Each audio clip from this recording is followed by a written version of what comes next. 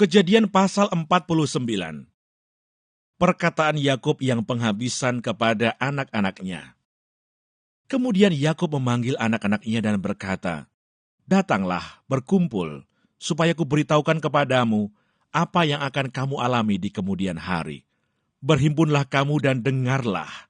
Ya anak-anak Yakub, dengarlah kepada Israel ayahmu. Ruben, engkaulah anak sulungku, kekuatanku dan permulaan kegagahanku. Engkaulah yang terutama dalam keluhuran, yang terutama dalam kesanggupan. Engkau yang membual sebagai air, tidak lagi engkau yang terutama, sebab engkau telah menaiki tempat tidur ayahmu. Waktu itu engkau telah melanggar kesuciannya. Dia telah menaiki petiduranku.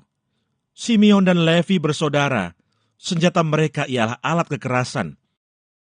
Janganlah kiranya jiwaku turut dalam permupakatan mereka. Janganlah kiranya rohku bersatu dengan perkumpulan mereka. Sebab dalam kemarahannya mereka telah membunuh orang, dan dalam keangkaraannya mereka telah memotong urat keting lembu. Terkutuklah kemarahan mereka, sebab amarahnya keras. Terkutuklah keberangan mereka, sebab berangnya bengis. Aku akan membagi-bagikan mereka di antara anak-anak Yakub, dan menyerakkan mereka di antara anak-anak Israel. Yehuda, engkau akan dipuji oleh saudara-saudaramu. Tanganmu akan menekan tengkuk musuhmu. Kepadamu akan sujud anak-anak ayahmu. Yehuda adalah seperti anak singa. Setelah menerkam engkau naik ke suatu tempat yang tinggi. Hai anakku, ia meniarap dan berbaring seperti singa jantan atau seperti singa betina. Siapakah yang berani membangunkannya?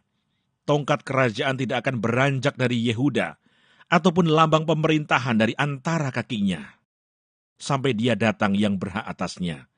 Maka kepadanya akan takluk bangsa-bangsa. Ia akan menambatkan keledainya pada pohon anggur, dan anak keledainya pada pohon anggur pilihan. Ia akan mencuci pakaiannya dengan anggur, dan bajunya dengan darah buah anggur.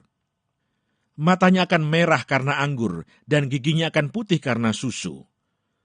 Sebulon akan diam di tepi pantai laut. Ia akan menjadi pangkalan kapal, dan batasnya akan bersisi dengan Sidon. Isakar adalah seperti keledai yang kuat tulangnya, yang meniarap di apit bebannya. Ketika dilihatnya bahwa perhentian itu baik dan negeri itu permai, maka disendengkannya lah bahunya untuk memikul, lalu menjadi budak rodi. Adapun Dan, ia akan mengadili bangsanya sebagai salah satu suku Israel. Semoga Dan menjadi seperti ular di jalan, seperti ular beludak di denai yang memagut tumit kuda, sehingga penunggangnya jatuh ke belakang. Aku menanti-nantikan keselamatan yang daripadamu, ya Tuhan. Gad, ia akan diserang oleh gerombolan, tetapi ia akan menyerang tumit mereka. Asher, makanannya akan limpah mewah, dan ia akan memberikan santapan raja-raja. Naftali adalah seperti rusa betina yang terlepas. Ia akan melahirkan anak-anak indah. Yusuf adalah seperti pohon buah-buahan yang muda. Pohon buah-buahan yang muda pada mata air, dahan-dahannya naik mengatasi tembok. Walaupun pemanah-pemanah telah mengusiknya, memanahnya dan menyerbunya, namun panahnya tetap kokoh dan lengan tangannya tinggal liat oleh pertolongan yang maha kuat pelindung Yakub, oleh sebab gembalanya gunung batu Israel, oleh Allah ayahmu yang akan menolong engkau, dan oleh Allah yang maha kuasa, yang akan memberkati engkau dengan berkat dari langit di atas, dengan berkat samudra raya yang letaknya di bawah, dengan berkat buah dada dan kandungan.